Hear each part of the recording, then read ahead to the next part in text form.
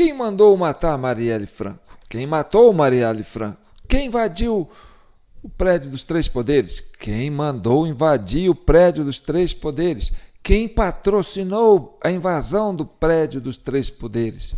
Quem planejou a invasão dos prédios dos três poderes? Quem? Quem? Quem é o namorado da Barbie, gente? Horas. Você já viu que fica só no quem? Nunca se chega na pessoa? Então, quem é o namorado da Barbie? Mas vamos entender o caso da Marielle Franco. A vereadora Marielle Franco foi assassinada no dia 14 de março de 2018. Tá certo? 14 de março de 2018. É uma data um pouquinho chata, né? Mataram uma mulher, uma vereadora, uma batalhadora, uma negra, que estava lá, né? 14 de março de 2018.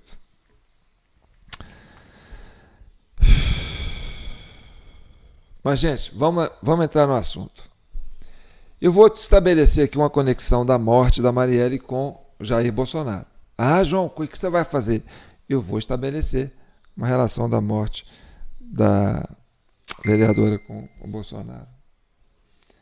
Mas antes, eu vou colocar meu celular aqui no silencioso, porque senão você já viu, ele vai tocar e vai me desconcentrar.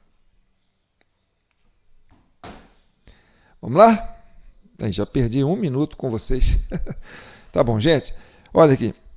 A morte dessa vereadora é um atentado político, tá certo? Aconteceu em março de 2018. Não, março de 2018. E olha, o que estava acontecendo em março de 2018? Porque toda vez que você tem uma pessoa política morta, é uma motivação política. Dificilmente é algo pessoal, entendeu? É um acidente, é um atentado. Matou uma personalidade política, um agente político, uma pessoa pública. É motivação política. Tá certo? E aí você tem que ter uma pergunta. A quem interessava matar Marielle Franco? É uma pergunta. Qual a motivação da morte de Marielle Franco? Quem queria matar? Por que queriam matar Marielle Franco? O que Marielle Franco fez que merecesse ser morta? Essa é uma pergunta, certo? Uma pergunta mais importante do que essa é: quem se beneficiou com a morte de Marielle Franco? A quem interessava a morte de Marielle Franco? Qual era o motivo daquela morte acontecer daquele jeito, na rua, né, metralhada? Porque você quer matar uma pessoa, você quer fazer isso, geralmente a pessoa faz isso de forma discreta, né? Não faz isso assim na rua. Era muito fácil, muita gente morre aí sem ninguém saber por quê, né? Foi assassinada e você não chega no autor. Mas aquela coisa, né, que era para criar uma comoção.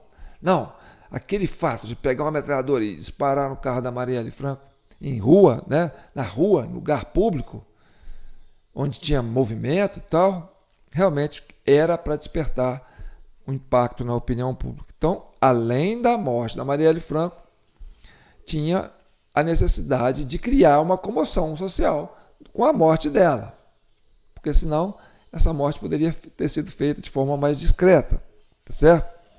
Tipo, um acidente de avião, uma queda de helicóptero, entendeu?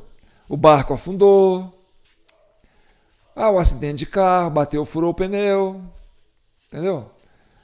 Morreu em casa, teve um ataque cardíaco, pá. Mas não, a morte dela foi impactante, foi de forma a criar comoção social. Mas aí vamos chegar lá na época de 2018, no começo de 2018. O que estava acontecendo no início de 2018? Aí nós vamos voltar um pouquinho antes, na virada de 2018, em dezembro de 2017. O que estava acontecendo em dezembro de 2017? Vamos saber? Fique olhando.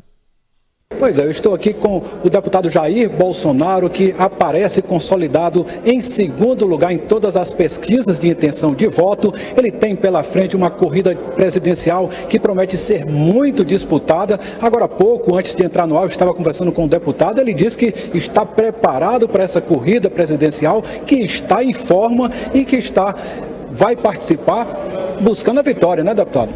Olha, nós temos o povo ao nosso lado. Não temos estrutura e temos também a verdade. A minha vida pregressa, 16 anos de capitão do Exército, também ajuda a potencializar essa credibilidade junto à população brasileira. Então é com esse espírito, sem obsessão, mas encarando como uma missão de Deus, é que nós nos preparamos para disputar possivelmente as eleições no ano que vem. Deputado, no último final de semana, o governador Geraldo Alckmin falou já como candidato, fez um discurso de candidato, inclusive tentando ali se vender como candidato anti-Lula, tentando uma polarização com o ex-presidente. Só que nesse momento quem está polarizando com o ex-presidente é o senhor. Como o senhor está acompanhando essas pesquisas de intenção de voto que colocam o senhor em segundo lugar? Quanto às pesquisas, a gente lamenta, né? Mas não goza de confiabilidade junto à população. O Datafolha me deu 17%. É sinal que eu tenho no mínimo isso, que ninguém iria insuflar os meus números. Quanto aos demais pré-candidatos, no caso aqui, Geraldo Alckmin, em toda essa pré-convenção que houve lá, todas pessoas importantes do PSDB que ocuparam da tribuna me criticaram. É sinal então que eu estou no caminho certo. Não tenho obsessão, repito, por chegar a presidente da República, mas encaro isso com a missão de Deus. Bem, o que vocês notaram nessa entrevista? Vocês notaram que ele estava em 2017, fim de 2017, né? Liderando as pesquisas. Segundo a Datafolha, ele estava atrás do presidente Lula. Segundo a Datafolha. A gente conhece a Datafolha, né? Possivelmente, Bolsonaro estava na frente do Lula, porque o Lula estava preso naquela época, né? Tinha uma coisa assim. E tem essa coisa do Geraldo Alckmin. Você reparou a polarização? Porque o que acontece? Vou voltar aqui só para mostrar um detalhe aqui, ó, no vídeo. Presta atenção.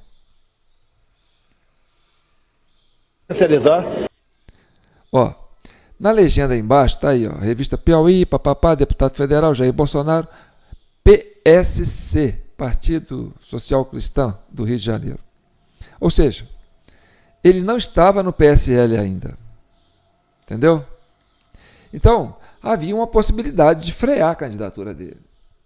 Não, ele está liderando, mas é só não deixar sair candidato. Então ele teve essa dificuldade. E aí o que acontece? Ele muda de partido. Pega um outro partido menor do que o PSC, que o PSC estava mais para o centrão, né? E aí ele vai para um partido menor, que é o PSL. E aquela fala no final, né? Eu vou repetir essa fala no final, entendeu? Que ela é muito, muito importante. Presta atenção.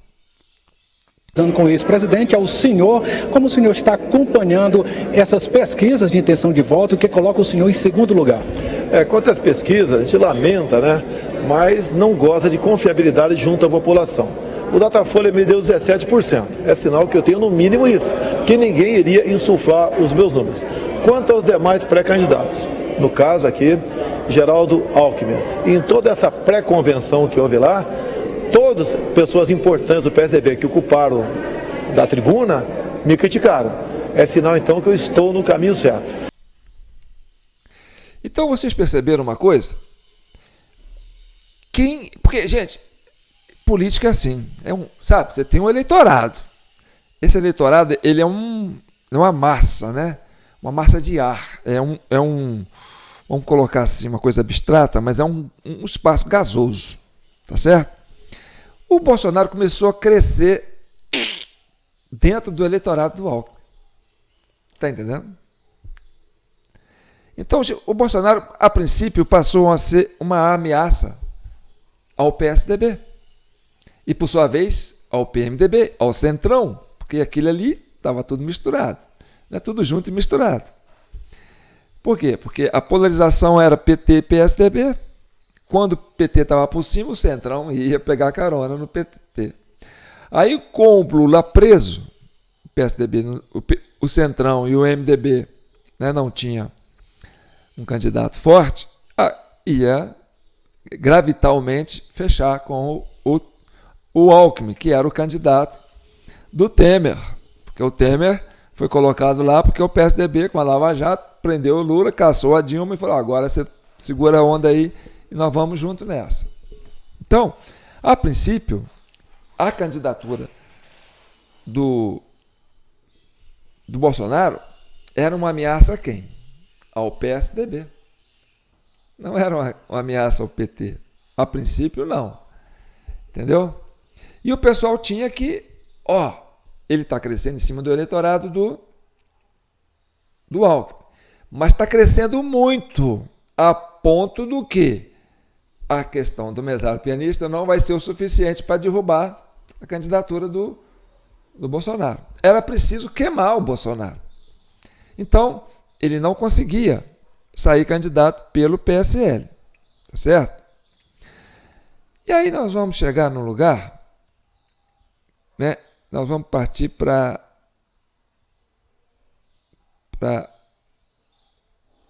23 de junho de 2018. Aí já não é mais março, já é 23 de junho, certo? Mas antes de 23 de junho, aconteceu a morte de Marielle, certo? Que foi em março. Então vamos voltar aqui, vou passar aqui. O que aconteceu no dia da morte da Marielle? Preste atenção. Há muito otimismo do Brasil. O otimismo havia desaparecido. E nós recuperamos o Brasil. Lá em Davos, eu disse: o Brasil voltou. E aqui eu digo: o Brasil voltou para ficar. A Organização Mundial do Comércio, mas não unilateralmente, não apenas o Brasil. Depois da abertura do evento, o presidente Michel Temer se reuniu em um almoço com o criador do Fórum Econômico, o governador de São Paulo e o prefeito da capital paulista, além de investidores. Então estava acontecendo o Fórum Mundial do Comércio. E você viu ali Geraldo Alckmin junto com o Temer. Ou seja, Geraldo Alckmin era o sucessor do Temer, pronto, Lula na cadeia, Dilma caçada, né? O Alexandre de Moraes já estava lá no Ministério da Justiça, ia ser indicado para o STF pelo Temer. Então estava ali, a dobradinha, PSDB com MDB, né? E aí o Bolsonaro, que já liderava a pesquisa, passou a ser uma ameaça, entendeu? E aí nós vamos pular para a convenção. Depois nós vamos voltar nessa data do dia 14 para entender essa morte da Marielle. Mas vamos ver como é que seguiu o processo eleitoral. Porque a candidatura do Bolsonaro provocou um terremoto político. Porque o PSDB viu o eleitorado dele sendo engolido pelo eleitorado. Quer dizer, pelo Bolsonaro. O Bolsonaro crescia nesse eleitor que seria do Alckmin. Então o Alckmin estava desesperado. Falou assim: esse cara não pode ser candidato. Porque se ele for candidato, eu vou perder meu espaço. Porque ele pegou o meu espectro político. Ele está no meu eleitorado. O PT pensou da seguinte forma: ele está crescendo demais. Ele está crescendo acima da capacidade do Haddad conseguir tirar ele. Porque o Lula tinha uma capilaridade, mas o Haddad não. Então era perigoso, tanto para o PSDB como para o PT, a candidatura do Bolsonaro. Tinha que queimar o Bolsonaro. Então o Bolsonaro teve que mudar de partido, aí já vamos para julho, depois a gente volta para a data de assassinato da Marielle. Vamos lá. A candidatura do deputado Jair Bolsonaro ao Planalto foi confirmada pelo PSL. Com a definição que ocorreu neste domingo, já são 5 os concorrentes ao Planalto oficializados pelas convenções partidárias. A convenção foi realizada ontem no Rio de Janeiro. Sob os gritos de militantes, o deputado Jair Bolsonaro foi confirmado como candidato à presidência pelo Partido Social Liberal. O candidato terá direito a apenas 8 segundos no horário eleitoral e disse que, mesmo assim, a presença dele na disputa causa desconforto nos adversários. Sozinho, com alguns poucos políticos do meu lado e amigos, naquilo que chamo de establishment, ou máquina, ou sistema. Sabemos disso. Eu sou o patinho feio nessa história. Bolsonaro lidera as pesquisas de intenção de voto na maioria dos cenários que não incluem o ex-presidente Lula. Além do petista, o pré-candidato do PSDB, Geraldo Alckmin, foi alvo de críticas do deputado. Ele promete reduzir o número de ministérios, vender estatais e cortar gastos públicos. Além do PSL de Bolsonaro, no primeiro fim de semana de convenções nacionais, 4 partidos confirmaram seus representantes na eleição de outubro. Ciro Gomes, do PDT, Guilherme Boulos, do PSOL, Paulo Rabelo de Castro, do PSC e Vera Lúcia, do PSTU. A decisão do Centrão, grupo de parlamentares ligados a partidos como o PR, o PTB e o PP, de apoiar Alckmin, atingiu diretamente as pretensões de Ciro Gomes de costurar uma aliança com esses partidos. A grande expectativa fica por conta do candidato a vice na chapa de Geraldo Alckmin, que na reta final da convenção articula a vinda de Josué Gomes, do PR, filho do ex-vice-presidente no governo Lula, José Alencar. Já o PT deve insistir na candidatura de Lula, preso em Curitiba, pelo menos até o julgamento pelo TSE dos pedidos de impugnação. Confirmado como ficha suja, o partido poderia substituí-lo por Fernando Haddad, ex-prefeito de São Paulo. Então você tem isso aí. Você está entendendo? O PSDB botou o Lula na cadeia, caçou a Dilma. Você viu o Lula? Eu quero ser candidato. Não, não pode. Aí o pessoal, então vai o Haddad. E aí o Centrão ficou perdido. A gente vai com o Geraldo Alckmin. Mas o Bolsonaro estava crescendo em cima do eleitorado, onde o Geraldo Alckmin esperava navegar.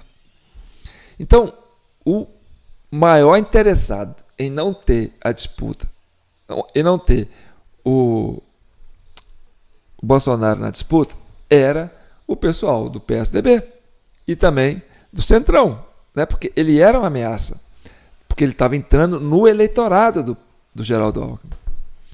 E aí o Geraldo Alckmin, aquela parceria com o Temer, né? Nós somos governo e para a coisa toda. Agora nós vamos para a morte da Marielle, e aí nós vamos pegar uma matéria que foi publicada em 23 de julho de 2018. Isso. 23 de julho de 2018. Não. 23 de... há 5 meses atrás, tá certo? 2023. Do caso da Marielle, já com aquelas primeiras notícias de que chegaram, né, no mandante. Vamos lá. O Leandro Rezende vai explicar para nós o que a gente sabe agora, com base no que conta o Elcio de Queiroz, o que aconteceu naquele dia, Leandro. Primeiro ponto, né? Segundo a delação do Elcio de Queiroz, e a PF até aqui concorda com essa versão, ele só foi chamado para participar do crime ao meio-dia do dia em que a Marielle e o Anderson foram assassinados. Então... Olha, presta atenção. O Elcio de Queiroz é o cara que mora no condomínio do Jair Bolsonaro, tá certo? É um cara que tem ideia com arma, aquela coisa toda e tal, né? Mas mora no prédio do Jair Bolsonaro, mora nas dependências, né? Tem ali, né, um relacionamento ali com a turma ali, do condomínio. Então vai vendo. O Elcio de Queiroz, tá certo? Isso é muito importante, gente, porque isso aqui é uma comissão cidadã de inquérito. Eu sou João Paulo Guimarães. Essa é a comissão, o vídeo 180 da CCI. Nós estamos aqui abrindo um inquérito para avaliar essa questão, né, da Marielle, para ver qual que é o elo político que liga a questão política, né, da figura do Bolsonaro, né, essa política toda que mudou a partir dessa entrada da direita dentro do cenário político. Então é muito importante a gente avaliar esses raciocínios que estão sendo colocados, tá certo? Presta bem atenção.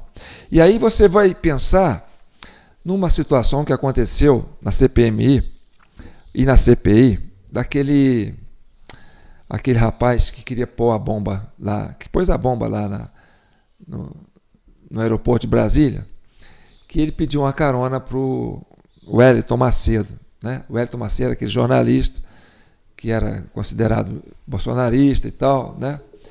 E ele foi de gaiato, né? Olha, eu vou te dar uma carona para o aeroporto porque eu achei que você vai viajar, né? E aí o cara foi lá e pôs a bomba. Então ele foi de gaiato, entendeu? Mas por quê? Porque ele era ligado ao bolsonarista, estava lá fuçando lá no QG para saber o que era. Então era onde podia criar um elo de que a bomba saiu do QG. Aí pega o carro dele, filma o carro dele deixando a bomba lá, mas quem deixou a bomba foi, né, o Alan dos Santos, o Alan Diego dos Santos, o Alan Diego Rodrigues, uma coisa assim. O Alan Diego, né? Ele deixou a bomba lá, e aí depois que o Wellington, cara, você deixou uma bomba lá, cara, era uma bomba, você não queria viajar nem nada, você fez eu rodar Brasília com você, foi até Taguatinga e tal. E aí o cara foi usado, entendeu? Para quê? Para criar esse link de que ele estava no QG e que essa bomba era coisa de bolsonarista. Para, entendeu? Fomentar a ideia que no 8 de janeiro ia acontecer o Capitólio, né? Assim como 12 de dezembro também aconteceu aquele esquema lá com o Sererê. Mas vê se vocês não vão ver se não tem um modus operandi com essa relação, né, do Elson de Queiroz, que morava no prédio, quer dizer, morava no condomínio onde morava o Jair Bolsonaro. O Jair Bolsonaro liderava as pesquisas. Você viu em dezembro? Ele já era como líder, já era considerado, estava na frente das pesquisas, na frente do candidato Lula, já se bobear. E aí já tinha uma rixa com o pessoal do PSDB. Esse cara não pode ser candidato, porque vai entrar no nosso eleitorado. Ele é que vai polarizar com o PT. Não vai ser o PSDB. Então vai tirar o PSDB da jogada. Então ele passou a ser uma ameaça para quem? Para o pessoal do PSDB, para a turma do Centrão, o MDB, né, que estava fechado ali, né, Temer e Alckmin. Então, preste atenção, raciocina comigo. Vamos ver. O Elcio de Queiroz, o que aconteceu naquele dia, Leandro? Primeiro ponto, né? Segundo a delação do Elcio de Queiroz, e a PF até aqui concorda com essa versão, ele só foi chamado para participar do crime ao meio-dia do dia em que a Marielle e o Anderson foram assassinados. Então, o relato que ele traz era de que ele não ia participar desse episódio, e sim o Maxwell, esse bombeiro, e outras pessoas ali, como o próprio Macalé, de quem a gente acabou de falar. O Rony Lessa, então, liga para o Elcio Queiroz ao meio-dia e diz que precisa de uma ajuda. Por que essa ajuda é dada sem nenhum tipo de contestação? O que a Polícia Federal me diz é que o Rony Lessa era uma espécie de ídolo para várias gerações da Polícia Militar. Ele é tido como um policial destemido e que tinha uma força muito grande dentro da corporação. O Rony, ele tem uma longa ficha corrida de serviços prestados para contravenção e é tido aí como essa lenda dentro da Polícia Militar. Para além disso, Rony Lessa e Elcio Queiroz se conhecem desde que eram pré-adolescentes. Então, e havia uma dívida de gratidão do Elcio Queiroz ao Rony, por isso que, sem maiores esforços, o Elcio Queiroz ele vai ao encontro do Rony Lessa naquele dia. Então, o Rony Lessa é o cara que atirou, entendeu? É o cara que, inclusive, ele tem uma perna. O Elcio de Queiroz. Vamos vendo aí. Então, o Queiroz não estava sabendo de nada, né? Ele, eu tenho uma amizade com o Lessa, quer dizer, com o Rony Lessa, né? O cara que quer matar. Então ele foi, vou fazer um favor para você. Tipo o cara lá, pediu uma carona eu te conheci lá no QG e tal, me dá uma carona para o teu aeroporto. Foi mais ou menos nesse sentido, entendeu? Modus operandi. Para linkar o Rony Lessa, porque ele mora junto com o Bolsonaro. Vamos vendo. Chegando lá, né, na casa do Rony Lessa, no condomínio Vivendas da Barra, esse é um momento emblemático desse caso também, porque o Rony Lessa e o ex-presidente Jair Bolsonaro moravam no mesmo condomínio. Até aqui, as investigações, é importante que isso se deixe claro também, né, não apontam para nenhuma vinculação dessa proximidade de vizinhança com o episódio, com o porteiro. Leandro, com teve porteiro. Essa confusão, foi perguntada hoje mais uma vez, ela sempre é perguntada, é importante que seja, e mais uma vez foi descartado que tenha qualquer tipo de relação entre um vizinho e outro.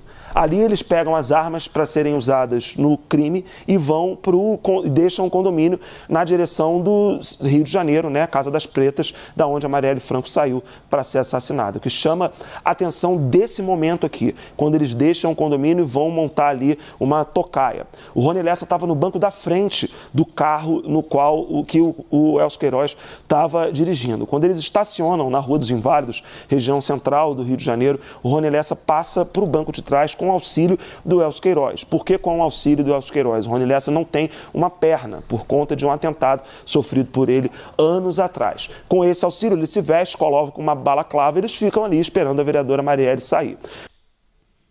O Rony Lessa tem uma perna machucada, né? Ele tem um problema na perna. Então, o Elcio Queiroz passou ele para frente com dificuldade, entendeu?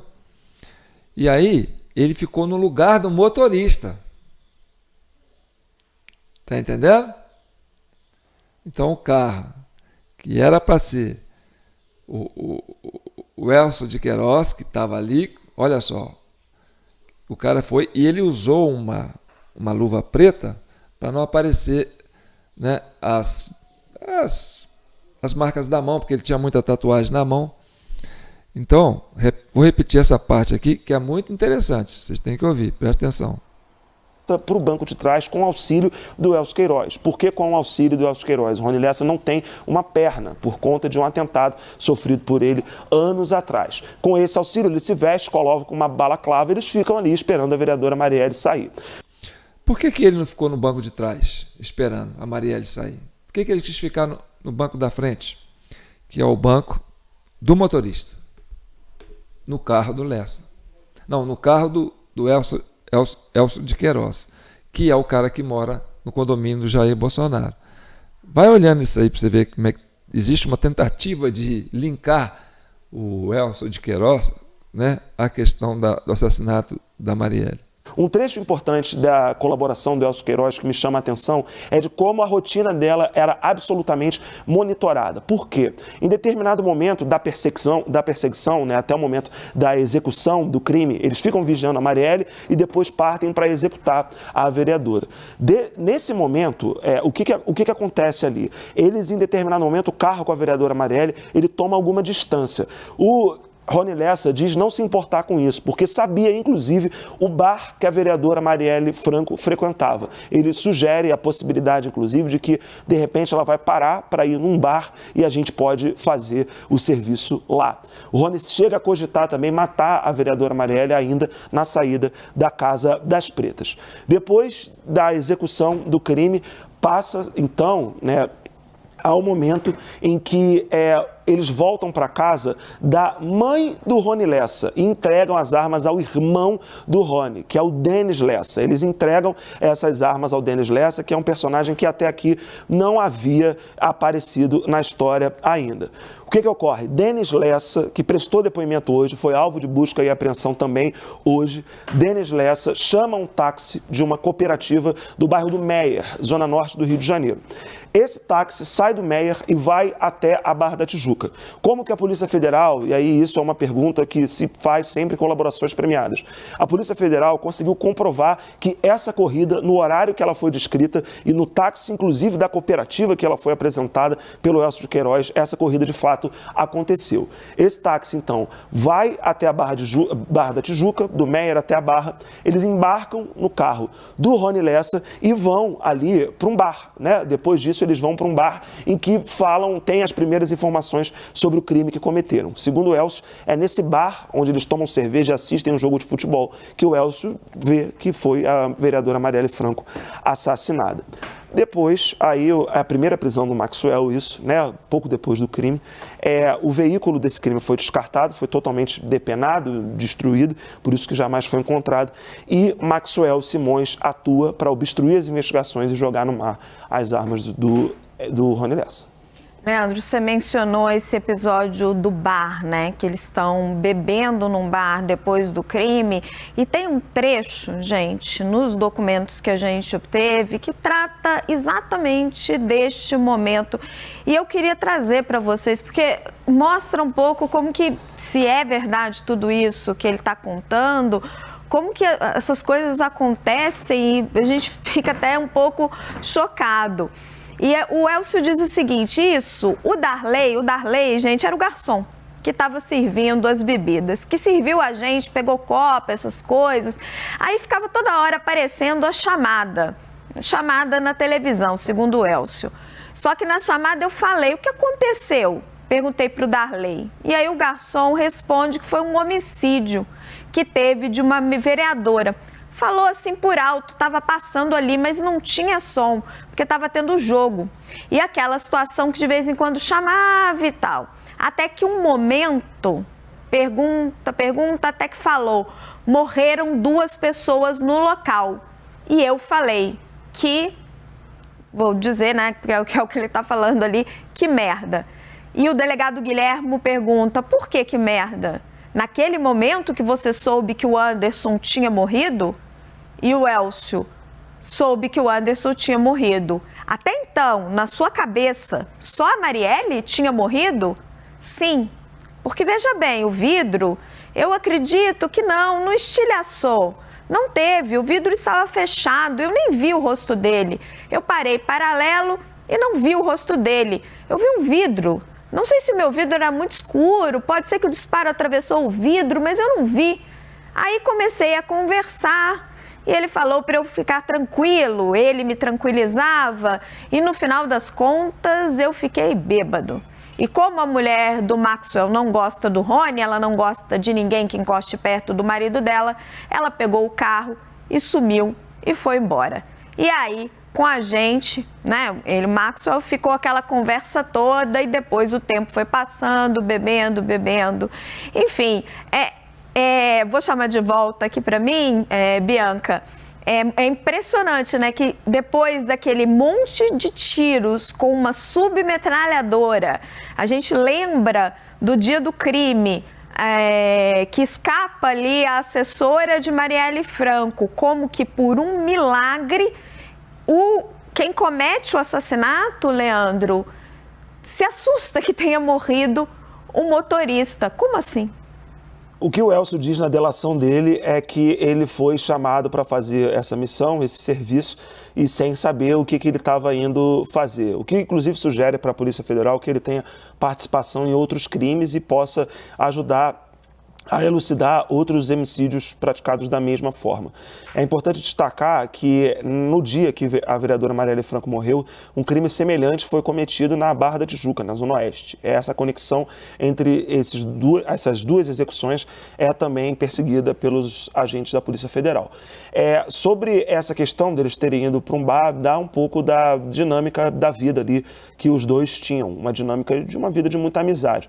O Elcio, ao longo de toda a delação premiada, ele diversas vezes diz ali sobre como eles eram amigos e de como aconteceram momentos em que o Rony Lessa desabafou sobre a morte da vereadora Marielle Franco com ele. Isso ocorreu num período de 1 ano, entre o crime e a prisão dos dois. É desses relatos, inclusive, que se lastreia boa parte da delação premiada, de relatos feitos ali por amigos que tinham um determinado pacto de silêncio quebrado no momento em que o Elcio assina essa delação premiada e que definitivamente exposto com a operação de hoje. Raquel.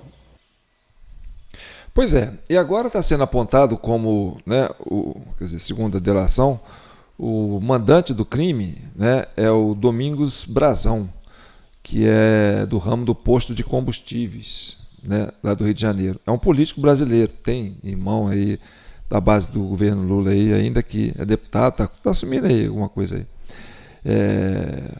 E ele era, na época, filiado ao partido do MDB, partido do Michel Temer, né? Era ali onde ele ficou até 2015. No ano seguinte, filiou-se ao MDB, né, brasileiro, no qual ficou até 2015. Atualmente é conselheiro do Tribunal de Contas do Estado do Rio de Janeiro. E aí ele foi envolvido naquela questão da Lava Jato, foi preso, depois foi apontado como autor, e aí ninguém chegava nele, entendeu? Mas o discurso todo era em cima de quem? Ah, é a família do Bolsonaro que matou. Ah, é a família do Bolsonaro que mandou matar. Então, na época, a ideia que eu entendo, e essa que é a investigação que eu estou trazendo aqui, né, era associar. Porque por que mataram Marielle Franco? Qual é o motivo? Não tem. Até agora ninguém falou. O que a Marielle Franco estava fazendo que merecia ser assassinada? E qual é a relação desse Brandão aí com a morte dela? Entendeu? E aí quem que explorou exaustivamente a questão de que quem matou Marielle Franco? Quer dizer, eles não tinham a prova, né? Mas colocaram como suspeita. Ah, faz uma ligação. Olha lá, o carro, o homem que participou da morte, né, o Elson de Queiroz, é lá do condomínio do Jair Bolsonaro, e eles têm amizade, aquela coisa toda. Então, quer dizer, o cara foi lá buscar o Elson de Queiroz, que até então não sabia do que ia acontecer, entendeu? Aí o crime aconteceu e a imprensa foi. É o Bolsonaro e tal coisa. E fica no quem. Quem mandou matar? Porque não pode falar que é ele. Porque se for falar, tem que provar. Não conseguia provar. Ficava no quem. E esse quem foi explorado politicamente, porque isso foi em... Quando que foi esse assassinato da Marielle? Eu notei aqui, perdi de novo. Foi no começo de 2018, quando o Bolsonaro estava candidato, né?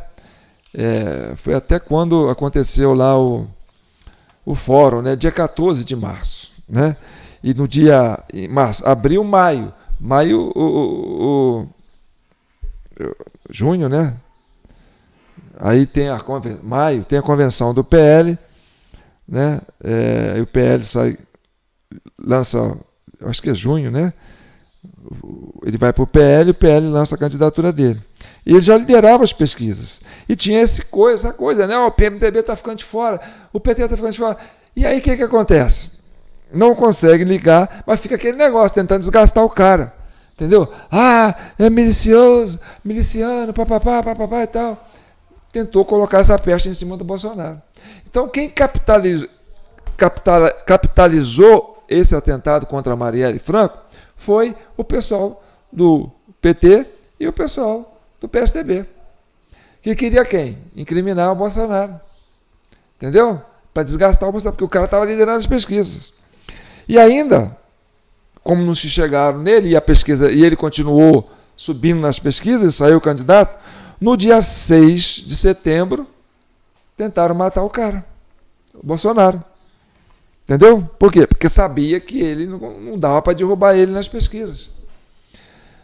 Então, a ligação da morte de Marielle Franco tem a ver com o Bolsonaro? Tem sim.